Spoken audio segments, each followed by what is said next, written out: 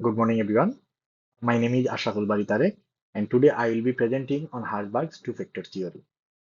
This motivational theory is a key framework for understanding employee satisfaction and workplace dynamics, and it remains highly relevant in both academic research and practical organizational settings.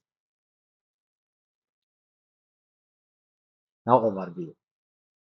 This theory was developed by Friedrich Herzberg in 1959, and it distinguishes between two main types of workplace factors, such as motivating factors and hygiene factors. Motivating factors include achievement, interest in work itself, responsibility, and opportunities for advancement. These factors include increased job satisfaction and encourage employees to perform better.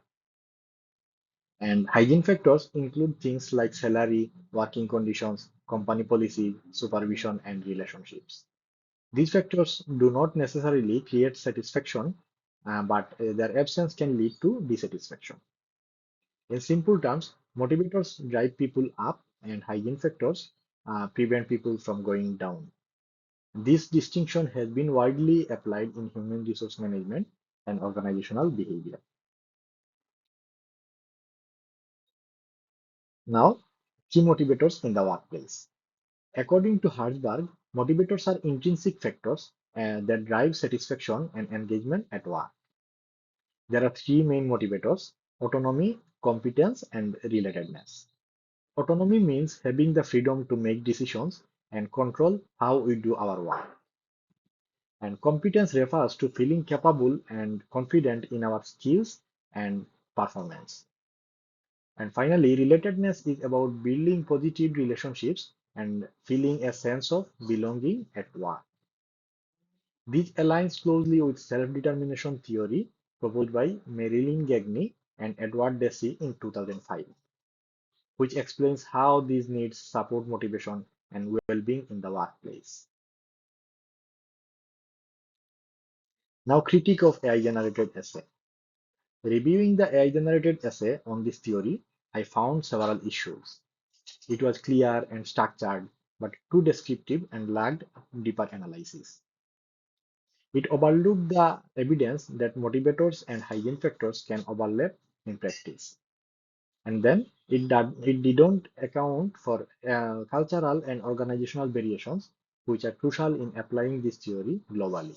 For example, research from Myanmar and China shows that the line between motivators and hygiene factors isn't always fixed. What acts as a motivator in one culture might function differently in another culture. Now, improved analytical perspectives. To build more balanced analysis, we should consider that recognition and interpersonal relations can act as both motivators and hygiene factors. For example, Gigi and colleagues found that teachers value professional development as a both motivator and a potential dissatisfier. Then, Trent and Sang 2021 showed that how recognition influences both satisfaction and dissatisfaction among public employees in Myanmar. This context-specific adaptation strengthens the practical use of Herzberg's model in modern workplace.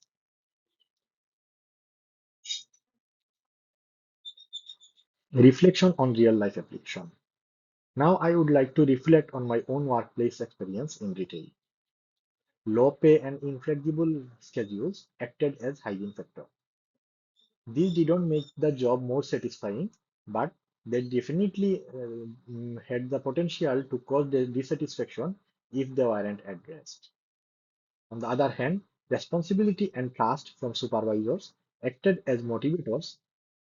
When I was trusted to handle important tasks, it made me feel valued and more engaged in my roles. Now, leadership insight. From a leadership perspective, this highlights need to balance hygiene factors with intrinsic motivators. Firstly, organizations should improve basic conditions like fair pay and scheduling flexibility to remove dissatisfaction. And secondly, they should encourage autonomy and responsibility because giving employees more control over their work builds motivation. And finally, fostering meaningful relationships and a culture of recognition is key to keeping people more engaged in the long term.